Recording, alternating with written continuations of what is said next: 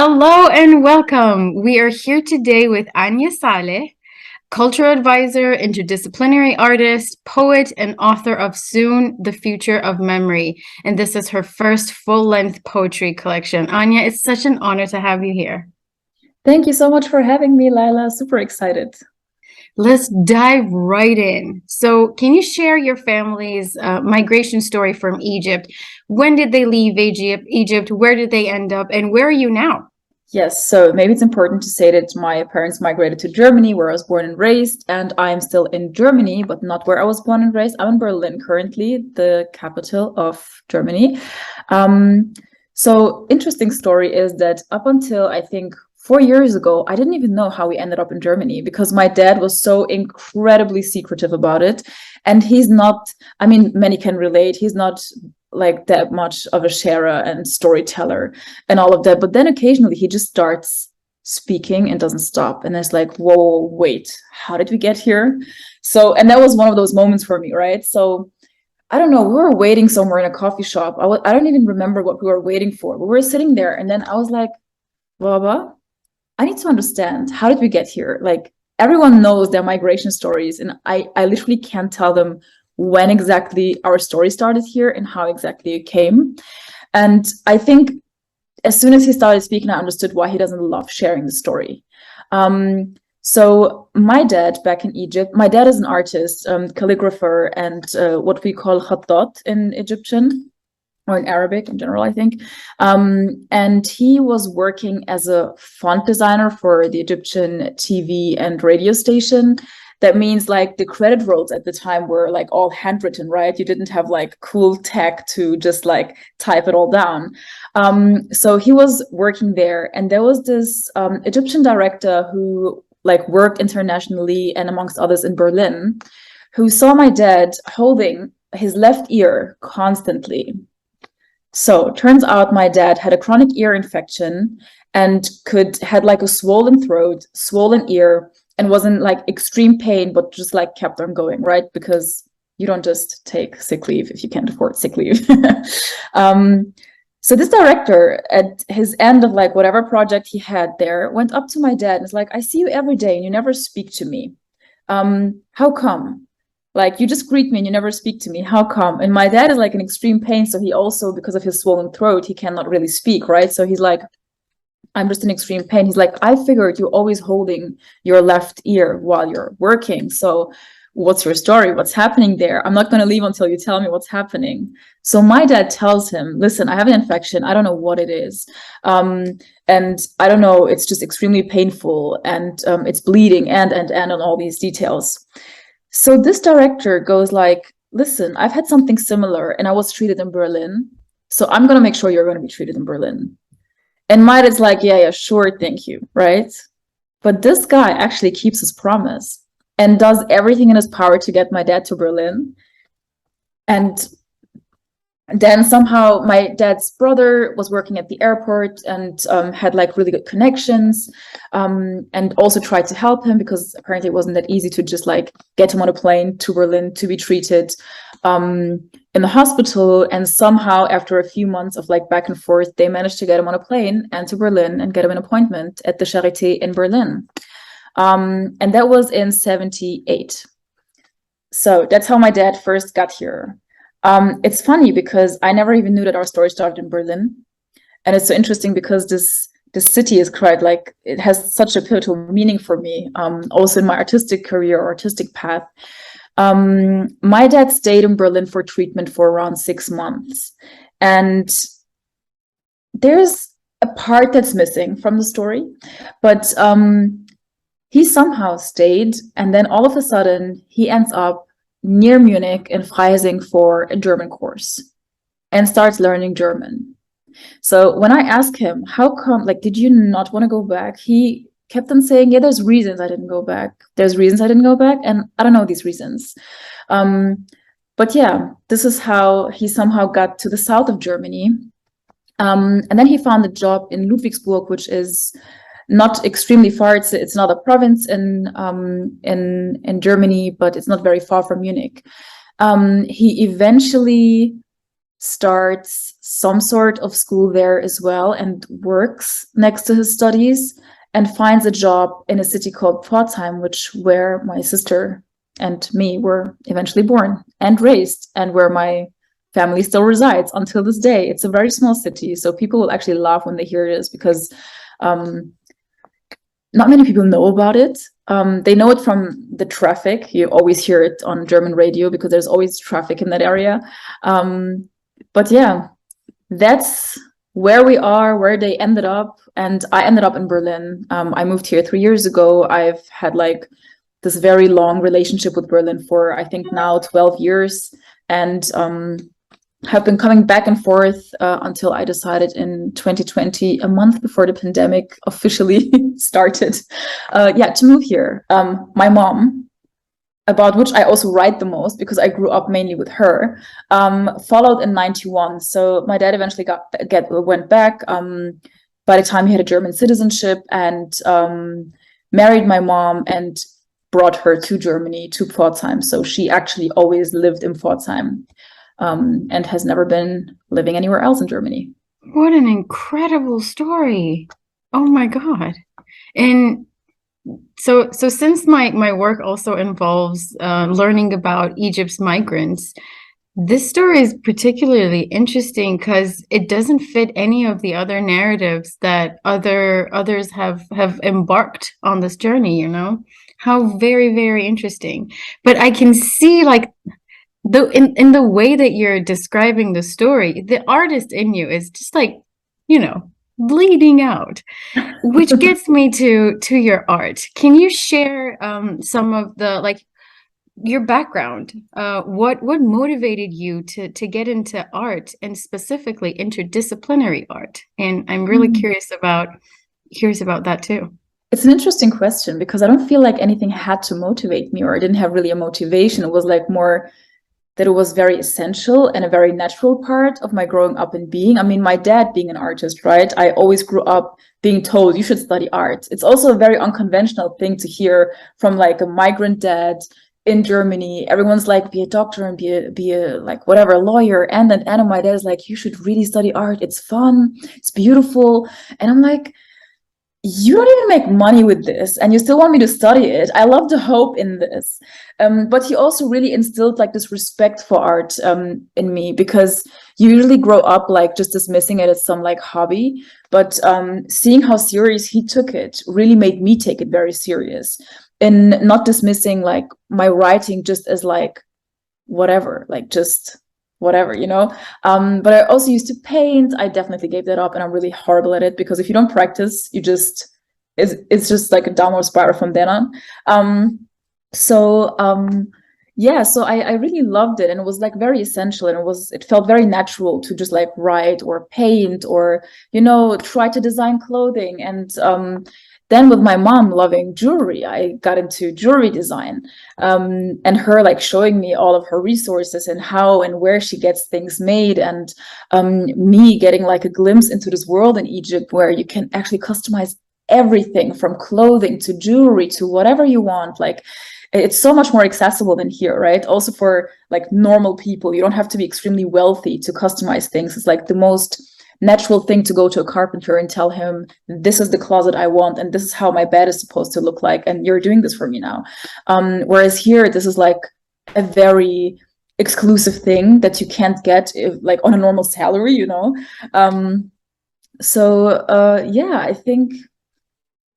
I think that's how I got into it, honestly.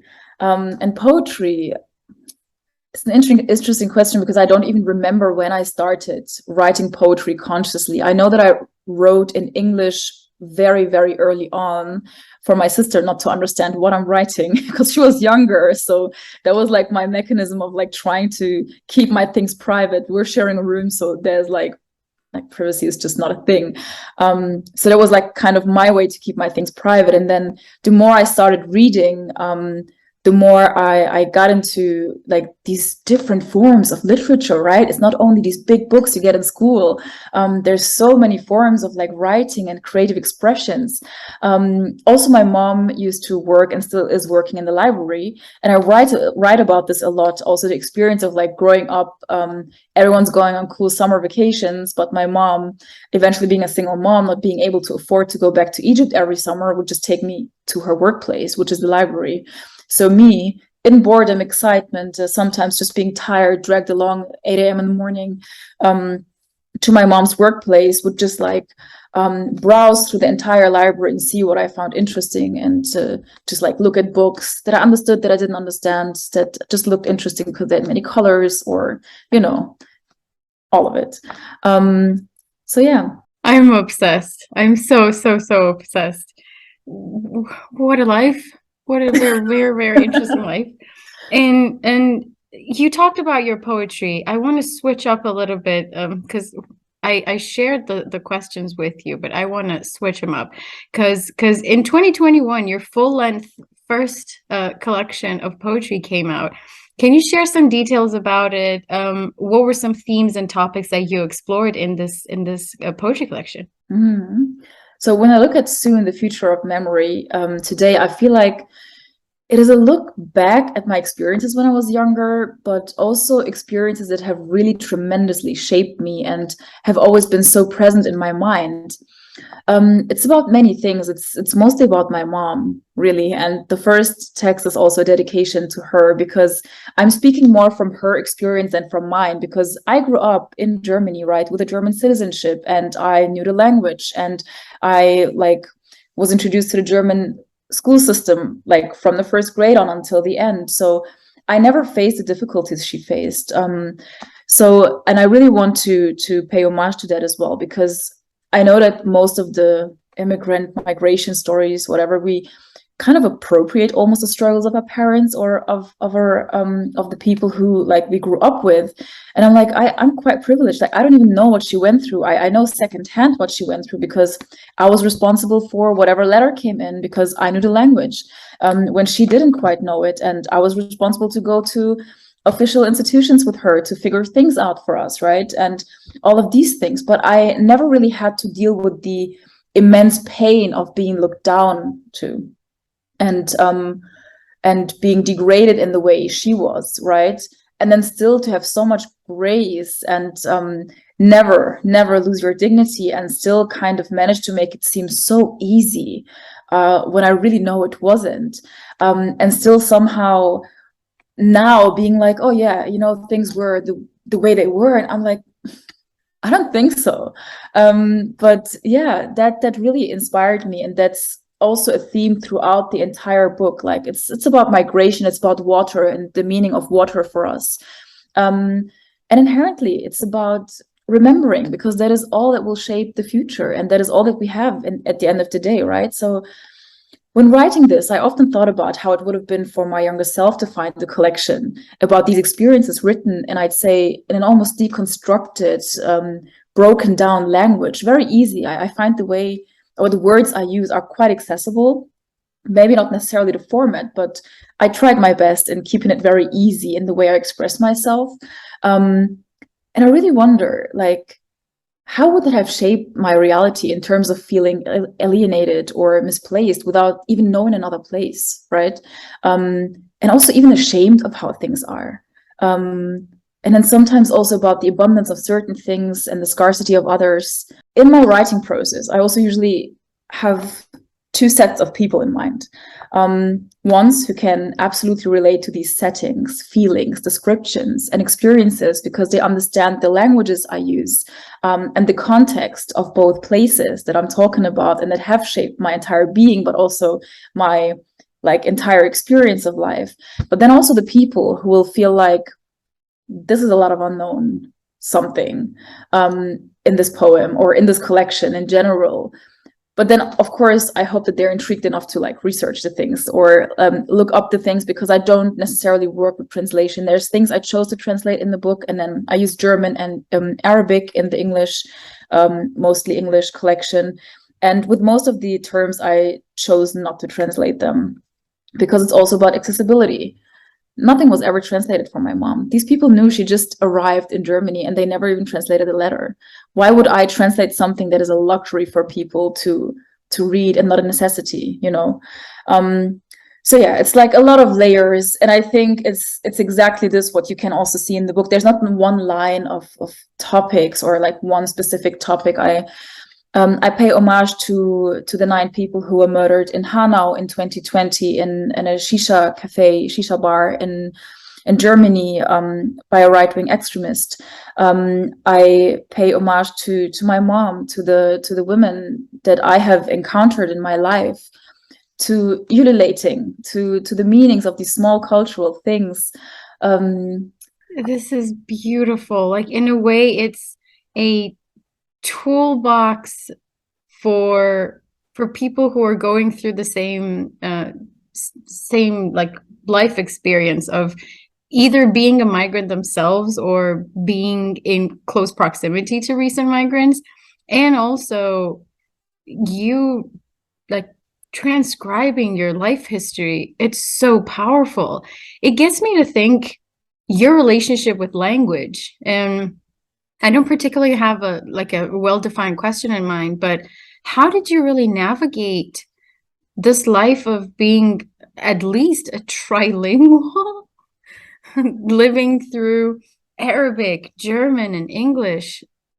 Can you talk about that experience? I mean, German and Arabic are like basically simultaneously my first languages, right? Like my mom never speaking anything else but Arabic with us.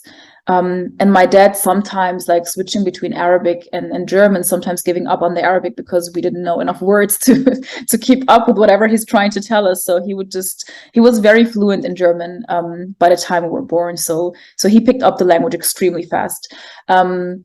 And then English as kind of my escape from these realities and my entrance into so many interesting things, be it shows and films and books, and of course when I got older, theories and so that was this exciting part of like learning English for me and like really delving into the language. And it's not just like the school subject I have to somehow be okay in or good in, but I really love the language from a very, very early age on, because I really felt like I have a German word in mind for it, but it's somehow, it's very problematic, right? Like being please say the word, please.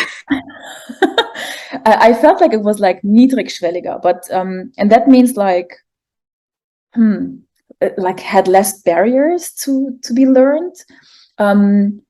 But also this comes from a setting of me like just learning it in school and not for survival, right? I think that's a really relevant distinction to make, because I never had to learn English in a way to survive in this country. I knew German perfectly fine. So that is one thing, but also I felt like there was more room to play with the language, to deconstruct it, to completely destroy it and just do whatever I want with it. And there's more acceptance for it because there's also so many more English. And that doesn't come from a beautiful thing, but I think that most communities have made it a very beautiful thing. Like there's so many English because they colonized like so much of this planet.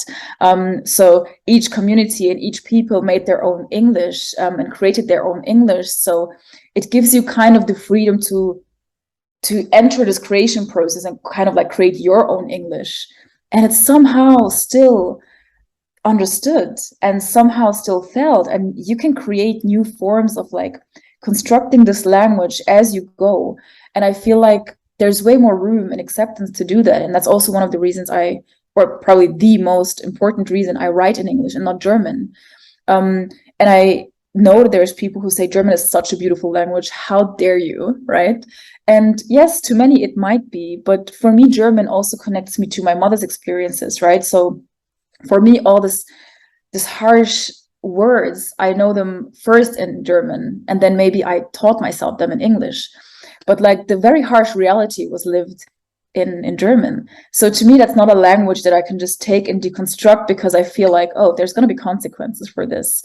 And yeah, and Arabic is interesting. I'm very fluent in speaking it, but I only learned how to read and write it in like 2018 or 2019. I forget. I'm not sure. And that is because a friend sent me a poem. I had posted like an English poem of mine that I wrote in my story, and then a friend sent me a poem written in Arabic, and then I couldn't read it, obviously, and saying, "Oh, this reminds me of what you just wrote." So I'm like, "Hey, I don't actually like read Arabic." So he goes, "I can't believe this. How? Like how?" Happens he's an Arabic teacher as well. Like one of those very excellent people who do everything perfectly. You know those people who are just excellent at everything they touch and do. So it happens he's an Arabic teacher, and he was like 4 sessions, and you know how to read and write Arabic. And I'm like, I'm a lost case. That there's no way. 4 consecutive Sundays, 1.5 hours. By the end of these 4 sessions, I knew how to read and write Arabic. And that to me opened up, like I couldn't wait to go back to Egypt and finally be able to read everything that's in my way, right? Because it also really, really changed my experience of that country. Because now all of a sudden I can just hop on a bus without having to ask everyone if that actually goes to that station or that station. And I can read what it says, and I can read the signs and know if I'm going the right direction or not in an area where not everything is translated into English. And all of a sudden I can just pick up an article and try to read it. And obviously I'm very slow, right? It's gotten better, but I'm still very slow. But yeah, I can read it now. So that has like tremendously shaped the way I see and understand things, and also the way I communicate with my parents. Because with my mom, the one thing was always her German wasn't strong enough, like to communicate really like profound things with me in German, and the same for me in Arabic, right? So, but I'm the one with the access, and I'm the one who understands the language, and has more access to just like Google words and try to like, translate things and be like, Mom, is it this word? Do you think it's this? And that is also how my Arabic language was shaped. And then obviously going back to Egypt more often alone, nobody speaking for me, I have to speak, and always trying to mask my being foreign. So, just stepping up and like being like, I know this language, like I'm fluent. I just need to do it, I just need to be courageous enough to actually do it. And it has really helped. Yeah. So I don't know if that answers your question actually, but that's a lot of me rambling about language, because I could go on for like another 2 days about this. And I would love to hear them, because so oh my God. I'm truly speechless. And also thinking through how you said speaking a language, being spoken for, in access through language. Oh my God. You're touching on really, really, really important and powerful things. And I love how articulate you are with these minute details and in how you're describing your experience. I really appreciate you being so open with us. Oh my God, thank you. Thank you so much. Thank you. Thank you for asking the right question. I'm also obsessed with languages and learning new languages and how that shapes your worldview. So I'm getting really excited by what you're saying. And so you mentioned going back to Egypt and sometimes even going back alone in fending for yourself and all of that. I wanted to ask about how Egypt is connected to your work and how you feel connected to Egypt through your work. That's a very good question, right? And I thought about it, because like when I read this question, I was like, it's so interesting to me because Egypt is my mom to me, and my mom is Egypt to me. So I never really think of the country as a place that is like just divided by a lines from other places on the same continent. So for me, it's like my mom, and then my thoughts immediately shift to my grandmother, Allah yarhamha, and then to my family and my aunts that are there. And because my entire family, except for my parents and my sister, are in Egypt, right? So that is Egypt to me. I don't think of the place or the way I'm moving through the place. I mean, these are more recent thoughts, and it's an evolving relationship, obviously, but I think of these people, right? And I think you can also tell in in the book that it's always really related to specific figures, right? Like be it my mom or my grandmother or my aunt or women surrounding us that are their friends or their circle, right? Their community in Egypt. So how does it connect to Egypt? What does Egypt do to me? It's just, I've never really lived in Egypt except for when I was a toddler. Like I was 2 years old, grew up there for 2.5 or 3 years, came back to Germany. And I remember like so much of going to this weird like preschool thing. But then I didn't know how to read and write Arabic, but all these kids somehow could, right? And then we were taught to like know, like, yeah, we had to recite Quran or something, and I never knew it, and I never knew what it was to go back home and tell them to teach me, but that was our task every day. So these are very, very present memories in my mind. I'm like, how did these kids even know what that is, right? But obviously they grew up in Egypt and I didn't. So I was just put in this preschool so my mom could figure out her paperwork and her stuff, but everyone else was working. So it's my grandmother picking me up, and she'd always ask me, do you have homework? And I'd be like, no. Right? But I had homework every single day. I just didn't do it. So let's not get into the measures of like the teachers and how they dealt with kids not doing their homework.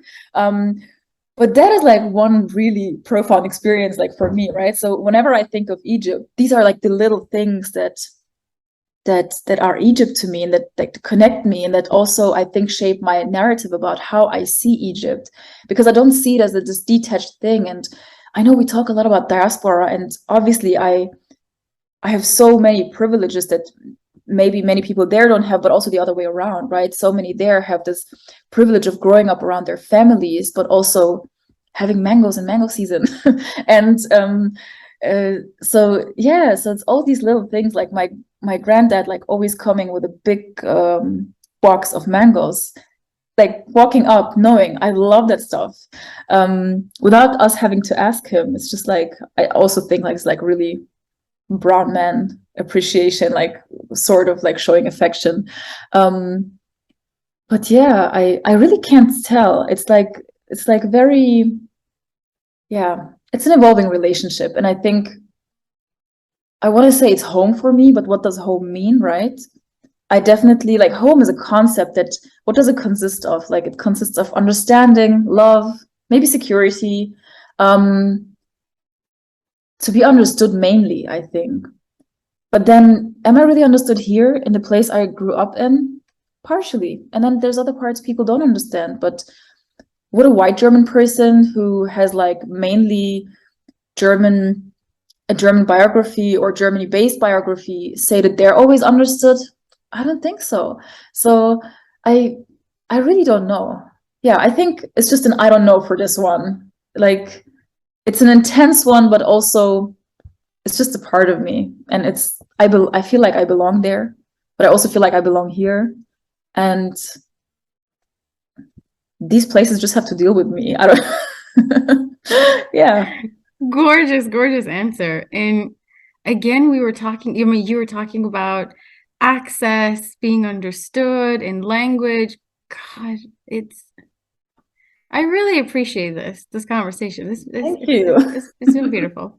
And honestly, my next question was, what does Egypt mean to you? But you kind of touched on it already. And I love how you said that it's an evolving relationship, and how the spaces that you're in need to deal with you and not the other way around. No. Of Perfect. course, there's some sort of awareness, and them having to deal with me. But yeah, I think I kind of get to choose what kind of relationship I want with Egypt, and what that means for me. And I also think that I can negotiate this every time anew. And I really feel like that, like every time I go back, and I really try to go at least twice a year or at least once a year. It's become a bit more difficult since the pandemic, but I really try to go back as much as possible. And I feel like every single time I introduce myself to the country in a new way, and it introduces itself to me in a new way. So there's always a different perception, and it never just feels like the last time. It never really does. So, but then also other elements of it feel so like just sitting in my aunt's home and like eating on this table, and then just this loud TV being on and all kinds of international shows being shown with like incredibly interesting Arabic synchronization, be it the Turkish shows or the Indian shows that are very popular there right now. Or yeah, maybe I'm not up to date anymore. Last time it was Indian shows. I don't know what's happening now. It's like also this cultural thing that's like evolving, and I can't catch up, but or I can't keep up. But I really love that the way you described it, as every time you go back to Egypt, you introduce a new self to the country, and it introduces a new Egypt to you. That is one beautiful and powerful image. Wow. And so, stalking you a little bit on Instagram, I noticed that you've been traveling all over the world and taking gorgeous, gorgeous, gorgeous shots. And thinking about how you said that the spaces that you are in need to deal with you, and you introduce yourself every time you go to new places. How do you form connections with the places that you go to? I'm just curious about that. All right. Thank you so much for asking this. But first of all, we cannot say all over the world because I've only been to one country based on the Asian continent so far, which is to me actually like, wow, okay. So need to work on that one. And the places I go to, usually the connection is formed by the people I go to visit or go to like meet. And that's also how my route, like throughout these entire trips, is basically shaped. Like, okay, who can I visit? Who can I like see, or what's happening there?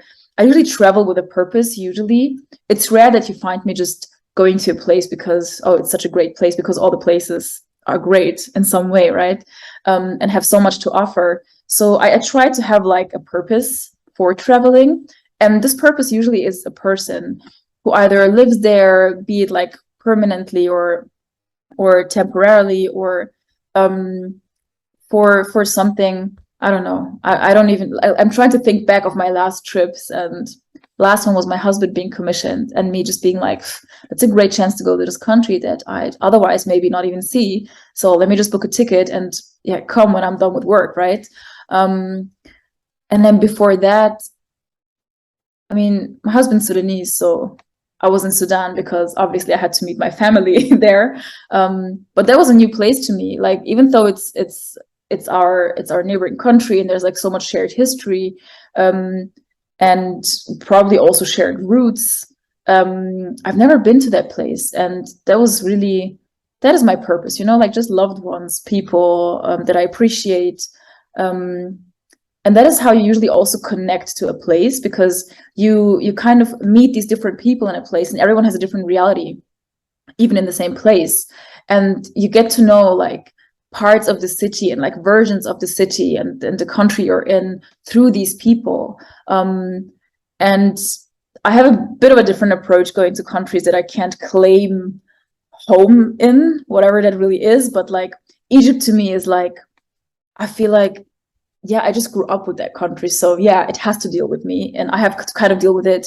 But in other places, I try to be like a bit more, subtle and just like observe a lot, because you learn so much. Observe a lot, but then also have an active part in whatever is happening, obviously. But I'm not trying to impose myself on these countries or make them mine, or like, oh, you just have to deal with me, whatever I bring to the table, that's just me. That doesn't work. I think there needs to be kind of a sensitivity and sensibility, like moving through spaces that sometimes you also are very obvious in, right? And spaces where you are like, just because of your appearance, also extremely privileged in, even though you really shouldn't be. Yeah, so definitely not the same approach as with Egypt. Okay, another gorgeous answer. And honestly, highly recommend our viewers to check out your Instagram account. It's so visually beautiful and aesthetic in your eye. Love it. I hope people Thank you so much. can experience that as well.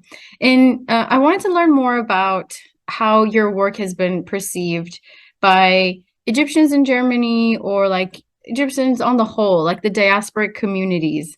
Have you ever heard anything from people responding to your work? It's such a almost painful question, right? Because I didn't really grow up with an Egyptian community. So there was no one to reflect my work back to me in a way. So all the people I called for these poems or talked to were my mom and my aunts, and my sister. Even in a very indirect way, she doesn't take like a huge interest in poetry or the literature. So and then my husband, who's not Egyptian, but understands the culture and understands enough, if not even more than me sometimes, about the realities and about like my view of things, because obviously we talk a lot. But really, I did not grow up with Egyptians. I didn't have that. And it's quite interesting because I never actively think about that until I have to, like now, or like while writing the book.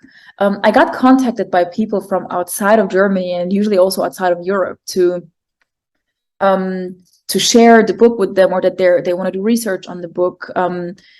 Because like my mom's family has Nubian roots, right? So I think there was someone who did like research on Nubian literature or Egyptian Nubian literature, and it's like, okay, and I don't even know if I can label my work as that, right? So these big labels are like quite a responsibility almost, and I'm like, I didn't choose this. I'm like, yeah, this is where we come from, and this is a part of my history and my reality somehow, or like my mom's reality and her family. But again, I was born and raised here, and I grew up here, so don't do research on me. There's other writers you can do research on. Of course, it's not what I said, but that's really what I thought. Like in hindsight, I probably should have been a bit more honest about how I felt about that. But yeah, no, and I also haven't really been. Yeah, I haven't been in touch with too many Egyptians about it. I'm trying to think. I mean, there's many people who read it and who could really relate. Also, Arabic speaking people, Arabic reading people. I think it's like the ones I know of who are Egyptian are like maybe, I don't know, a handful of people. It's really, I can't really talk about a community as such. But then also, I think that most of these experiences in the book are not necessarily like very specific to Egypt. It's most people whose like degrees weren't acknowledged, like of their parents, whose degrees weren't acknowledged, or whose jobs forced them to like leave their children alone most days, or whose parents like were scared of them watching MTV because there's all these things, and oh my God, if my children like, you know, choose the wrong path, it's because of these videos. But also like this fear of like, oh my God, like my children speak a different language and they have this entire reality that I can't actually access.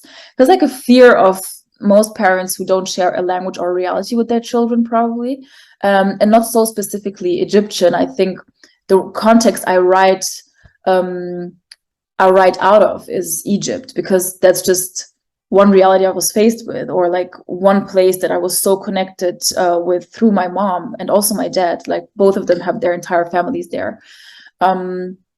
Yeah, and the loneliness that comes with it, but so many people can relate to that, right? And even people in our generation can relate to the loneliness of like migrating to another place for different reasons, and feeling very lonely and feeling like this is like an really completely like undoable reality for them until somehow things get going, and it's just never easy, right? So I don't think that it necessarily needs an Egyptian audience. But also all that just to say, I don't actually have a specifically Egyptian community, a very diverse community. We're all like, we share like different things and different memories and different histories, but in a very different way, or from different places or out of different places. But yeah. Thank you seriously for sharing that. And I hope that our audience members who are mostly either in Egypt or in diaspora somewhere in the global north, I hope they can get to know you better through this interview and connect with your work in some way, and maybe expand your community or your family, Yes, why not? Definitely hit me up. And my final question is a two-part question. One is, can you talk a little bit more about the interdisciplinary aspect of your art and how you claimed the adjective interdisciplinary artist? And with that, I want to go into my final question, as is, do you have any advice for people who want to embark on a similar journey, be an artist, be a poet, or give voice to their inner poet? Because honestly, I think we can all be gorgeous poets. We just have to work on it. Yes. And I think I'd start with the advice, because you made a really good point, like trust yourself and trust the process.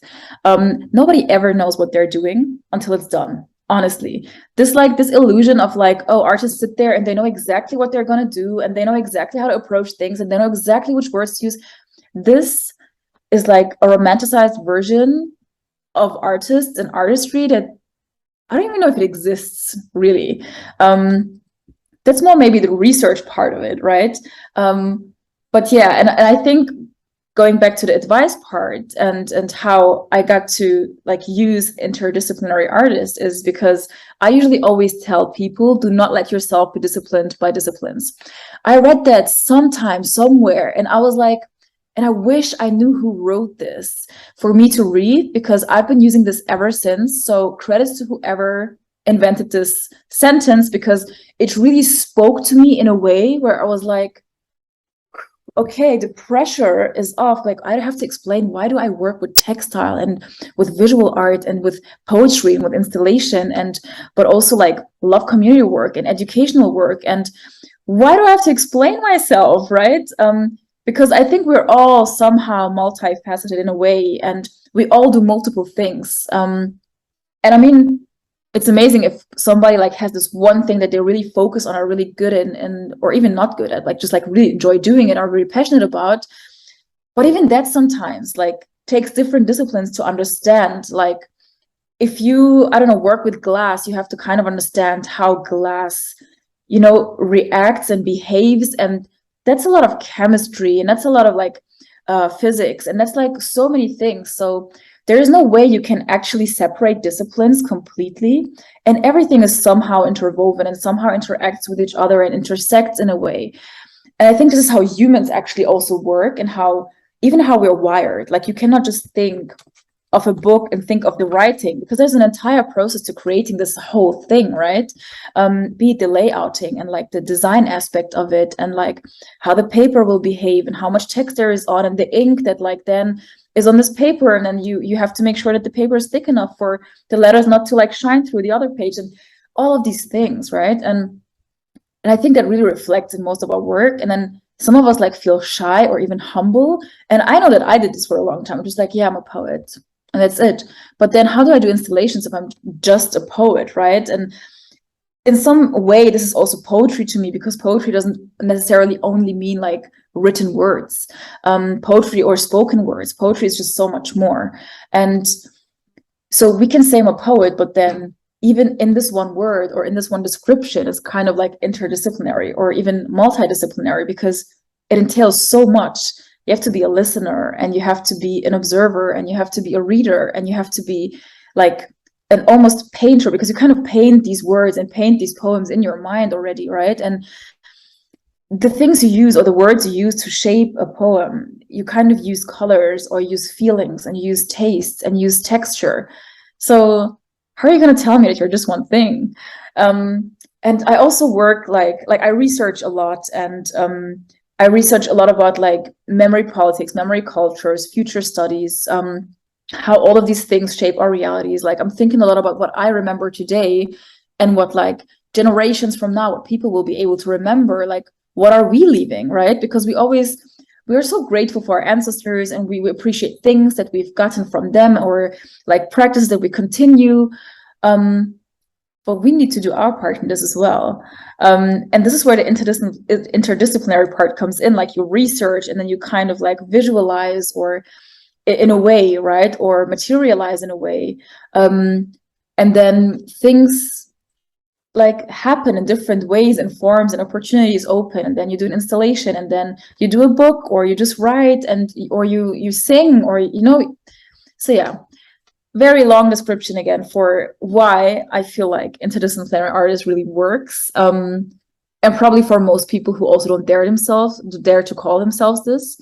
But it's just so many disciplines that are involved in creating even just one thing. And you have to deal with all of them. You can't just be like, I'm a writer. Like, ask people who write novels. The research that goes into like one sentence sometimes is just immense work. Like especially if you write like a novel in a different era or whatever, you have to research the entire circumstance, the weather, the like economic circumstances. You have to do so much research. If you write about food, like, oh, does this region even have this food that I'm writing about? Does this color exist there? Or are their mangoes more whitish than orangish? Or like, it's like all these details. So yeah, that is how that happened. I so loved how you were describing interdisciplinary work. You have such a keen eye, and yes, everything we do is interdisciplinary, and we are trained to be disciplined by disciplines. I'm going to use that from now on too. Credit to whoever. Yeah, exactly. I borrowed it, so you go on, and then someone else will like it and borrow it, and someone else will relate to it and borrow it. So spread it, because I think we need to like stop limiting ourselves the way we do, and this entire art world and literature world needs to stop being so like inaccessible and exclusive, because our ancestors were never a part of some elitist institutions, but they still made poetry, and they still like made all these beautiful objects and things and ideas, and they created these theories that we still live by today and work with today and appreciate today and look at today. So yeah, we need to break down these barriers a bit. Absolutely. Wise words, very, very wise words, and I hope everyone heeds to them. I don't want to put you on the spot, but I took a glimpse and saw that your poetry collection is right on your table. Do you mind? Oh my God, sorry. But a natural thing. It's usually somewhere in a shelf, but I have a reading tomorrow, so I was just preparing. So to continue your preparation, would you mind sharing anything from that book? Because I'm so intrigued. Right. Okay, give me a minute, or hopefully less. What do I want to share? Here comes the part where I'm like, it's also really hard for these poems sometimes to be received in certain settings, because people just don't know what I'm talking about, be it a very different reality, or like, what does she mean? Like, kind of takes an understanding of both contexts. So I'm sometimes like very self-conscious about these things. I think maybe this is the right platform to do this, but I wish I would have thought about that earlier. Okay, I might read two, actually. I love it. Thank you so much. Sure. All right. This one is called Khawega. The blurred sound of the radio fills the car. The heavier the silence feels, the higher he turns the volume. Tunnel. The sound breaks. An embarrassed, lifeless laugh to fill the air, to signal agreement about the shamefulness of the sound. For the foreign girl that must only know cars with clear sound. Foreign girl with big glasses that observe the hasty looks into the rearview mirror. I fill the silence with fragments of lost language, reclaiming phonetics by exaggerating every glottal sound, and his mouth starts pouring wounds. Untying my scars from thin layers of skin, I cry elegiac silence, my pores sweat pain, the truth of foreign girl. How did the radio turn to a background noise while at full volume? That was Khawega. And as for the second one, this one contains a few German words. And this is, her tongue does not exist, but she is pretty. Mama says, they say she doesn't know how to speak, but Mama scrapes up all the syllables that stuck to the inside of her cheeks without sliding down her throat with another sip of Shayb al-Laban, over questions of survival. She tells them that she studied, that arranging books was just to bridge that time it takes to translate her degree. And they laugh. And Mama laughs, both thinking the contents of their heart. Mama thinking hope. Them ridiculing the innocence. She doesn't know yet how hearts west of hers beat. Those sat in high chairs. Their laugh translates to, her tongue does not exist, but she's pretty. Smile at her. Your language? No. Hübsch. Ägyptisch. Wow. Ungültig. Mama smiles. Hübsch? Ägyptisch? Ungültig? Degree not acknowledged. We are catching up for her. She says she doesn't speak. Her language erased. There is no tongue left. But more books to arrange. According to the very alphabet that won't allow her to use it, has made the library my summer vacation. My mother sees shame in my face, knowing that the books I devour in boredom, excitement, fatigue will fill in for her the way she fills the shelves. Wow. Okay, I got goosebumps to my core. Thank you so much. Thank you for indulging me, and thank you for, like, off the cuff just reading your work. I am so grateful, and wow, that was, oh my, both were so powerful. Thank you so much. Thank you also Oh for my giving me the God. room and the space to talk about all this and to read. I so appreciate you being so generous and so open and so brilliant in your words and the way you describe things. This was a wonderful conversation. Thank you so much for Yes, agreeing to be interviewed. of course. Thank you so much. Thank you for the wonderful questions and the wonderful space you've created.